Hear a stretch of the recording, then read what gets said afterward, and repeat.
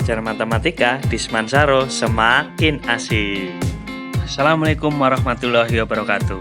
Selamat berjumpa lagi di channel ini. Semoga apa yang akan Pak Anung sampaikan bisa membantu dalam memahami materi matematika. Tetap semangat dan selalu berusaha, karena matematika di Semansaro semakin asik. Assalamualaikum warahmatullahi wabarakatuh. Bertemu lagi pada matematika wajib kelas 11, yang pada kesempatan kali ini kita akan belajar menentukan titik balik dan titik belok. Nah, perhatikan di gambar. Ketika kita memiliki grafik yang seperti ini, maka ketika grafiknya adalah naik, kemudian stasioner, kemudian turun, maka di sini kita akan dapatkan nilai yang paling tinggi atau nilai maksimum. Ya, di sini nilai maksimumnya.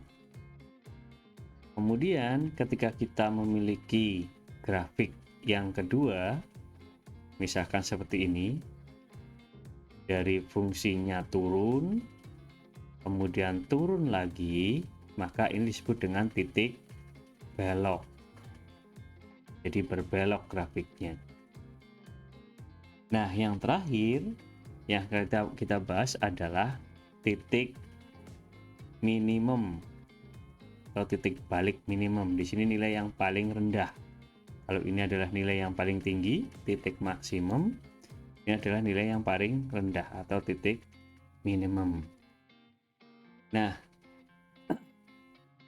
titik balik ini bisa maksimum, bisa minimum. Jadi ada dua ya titik balik. Sedangkan titik belok ada dua juga. Ntar kita perlihatkan di grafik sendiri-sendiri biar agak jelas. Jadi ada titik belok naik dan titik belok turun. Nah, sekarang kita belajar tadi titik balik maksimum.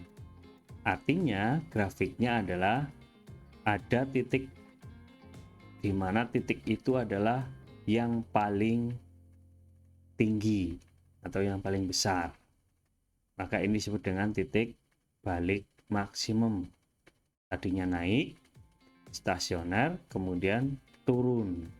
Maka ini fungsinya naik, stasioner atau diam, kemudian fungsinya turun. Jadi kalau kita gambarkan, ketika kita memiliki, kalau kita menentukan uji turunan pertama, berarti grafik yang seperti ini adalah ternyata turunan pertamanya lebih dari 0. Berarti positif ya artinya, maka grafiknya naik.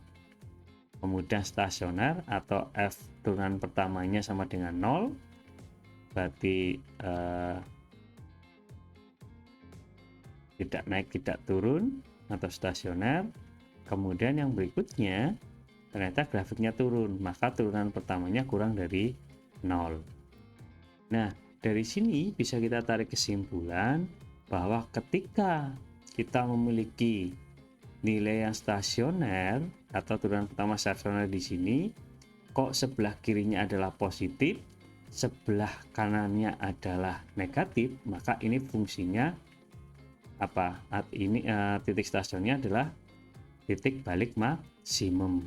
Jadi titik balik maksimum adalah A, FA.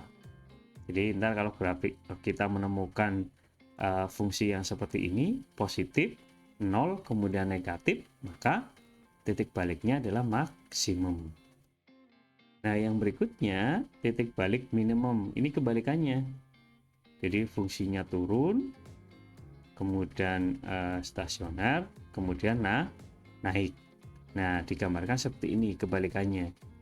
Jadi di sebelah kiri dari turunan pertama sama dengan 0 atau stasionernya itu negatif, kemudian sebelah kanannya positif, maka ini kita dapatkan titik balik minimum. Yang berikutnya titik belok naik. Nah, titik belok naik, Jadi fungsi naik, kemudian stasioner, kemudian naik lagi. Atau kalau kita gambarkan adalah turunan pertama lebih dari 0, yang sebelah kiri stasionernya ya, sebelah kirinya adalah positif, sebelah kanannya juga positif, maka disebut dengan titik belok naik. Kebalikannya adalah titik belok turun, jadi fungsinya sebelah kiri adalah turun, kemudian stasioner, sebelah kanannya turun lagi, maka disebut titik belok turun. Jadi ada 4 yang kalian pelajari, silahkan dicermati. Jadi ntar ya kita gambarkan di diagram garis, jadi biar kalian paham ini termasuk titik belok atau titik balik, baik itu yang maksimum atau minimum, atau titik belok naik atau turun. Jadi intinya bisa kalian lihat, kalau titik belok berarti positif, stasioner positif lagi, atau negatif, stasioner kemudian negatif lagi. Kita langsung ngomong contoh soal. Tentukan titik balik maksimum dan minimum dari fungsi fx. Ini ya, dari fungsi y sama dengan fx, artinya ini fungsi y itu sama dengan fungsi fx. Sepertiga x pangkat 3 ditambah setengah x kuadrat dikurangi 6x. Maka langkah yang harus kita cari adalah mencari titik stasioner. Mencari titik stasioner berarti kita gunakan sifat bahwa titik stasioner itu akan kita dapatkan dari mana? Dari turunan pertama sama dengan 0 syaratnya. Maka kita cari dulu turunan pertamanya. Maka 3 dikali sepertiga berarti 1, dikurangi 1 berarti 2 pangkatnya ya, jadi 2. Kemudian ini sama pangkatnya jadi 1, 2 dikali setengah ya, berarti 1, berarti ini tidak dituliskan, pangkatnya dikurangi 1 berarti x, tinggal x, 6x diturunkan jadi min 6. Maka turunan pertamanya kita dapatkan, kemudian kita cari syarat stasionernya. Syaratnya apa? Ya, syaratnya adalah turunan pertamanya sama dengan 0. Kita masukkan, berarti fx yaitu turunan pertamanya adalah x kuadrat plus x min 6, kita sama dengan kan 0. Seperti biasa difaktorkan, berarti x min 2 x plus 3, tidak ada masalah ya. Berarti x ketemunya 2 dan x ketemunya min 3. Nah, perhatikan ini ya, syaratnya ini ternyata kita dapatkan x 2 sama dengan 2 dan x sama dengan min 3. Padahal kita akan mencari titiknya. Kalau yang namanya titik berarti x, y. Padahal di sini baru ketemu x-nya. Lah y-nya di mana mencarinya? Nah, kita kembali lagi ke sini ke soal bahwa fx itu sama dengan y. Maka nilai x yang kita dapatkan ini dari syarat titik stasioner kita masukkan kemana? Kita masukkan ke soal atau fungsi awal. Jangan sampai kebalik ya, ke fungsi awal. Maka tinggal kita masukkan untuk x sama dengan 2. Kita masukkan ke fungsi awal, berarti f2. Ternyata ketemunya adalah negatif min 7 negatif 7 sepertiga. Kalau kita masukkan x min 3 nya, maka ketemunya adalah 13 setengah. Nah, dari sini ketemu nilai y. Ini nilai y. Kalau ini adalah x1, ini y1. Kalau ini x2, berarti ini y2. Maka titik stasioner yang kita dapatkan adalah 2, min 7 sepertiga. Ini titik yang pertama ya. Kemudian titik yang kedua adalah min 3,13 setengah. Nah, dari dua titik stasioner ini kita akan uji. Mana yang titik balik maksimum, mana yang titik balik minimum, atau bahkan mungkin ada titik beloknya. Gitu. Kita akan uji kedua titik ini. Ini berarti yang pertama, ini yang kedua. Bagaimana cara mengujinya? Yaitu dengan cara uji turunan pertama. Jadi sudah kita dari grafik tadi sudah kita terangkan. Nah, tadi kita dapatkan X stasionernya adalah min 3 dan 2. Nah, kita menggunakan uji turunan pertama. Berarti artinya apa? Artinya tinggal kita masukkan titik X stasioner tadi, salah stasionernya. Berarti sini min 3, kemudian 2, dimulai dari yang terkecil. Kemudian kita kasih kalau kita gambarkan di diagram garis kan seperti ini. Nah, sini adalah 2, sini adalah min 3. Ini pasti apa? Ya, ini titik stasionernya bernilai 0. Kalau kita masukkan ke uji turunan pertamanya, maka ketemunya pasti 0. Tinggal kita cek yang sebelah kirinya, berarti kiri dari min 3, berarti X nya kurang dari min 3, ya apa enggak? Misal kita ambil berapa? Kita ambil min 4. Min 4 kan di sini ya, min 4, berarti X kurang dari min 3, berarti sini misalkan X min 4, kita masukkan di sini.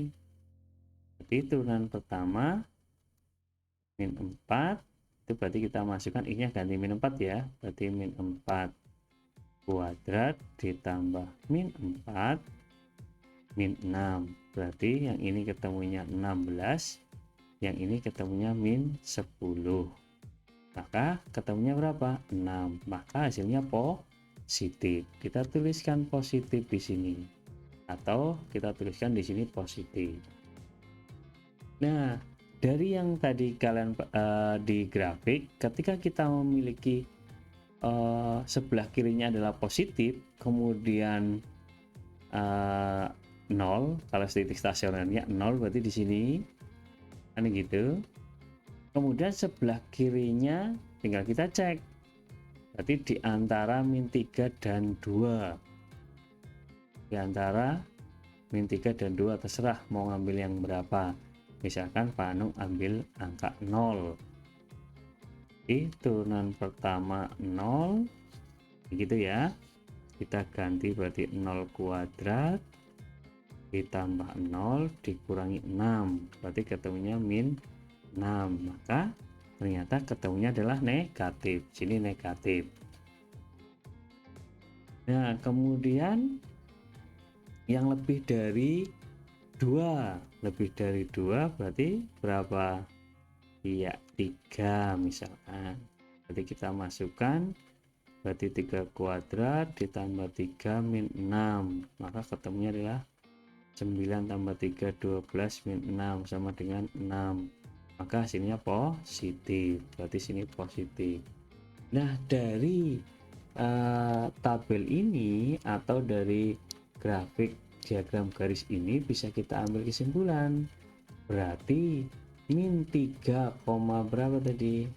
Yang X-nya min 3 ya, yang X-nya min 3, maka titik balik maksimum.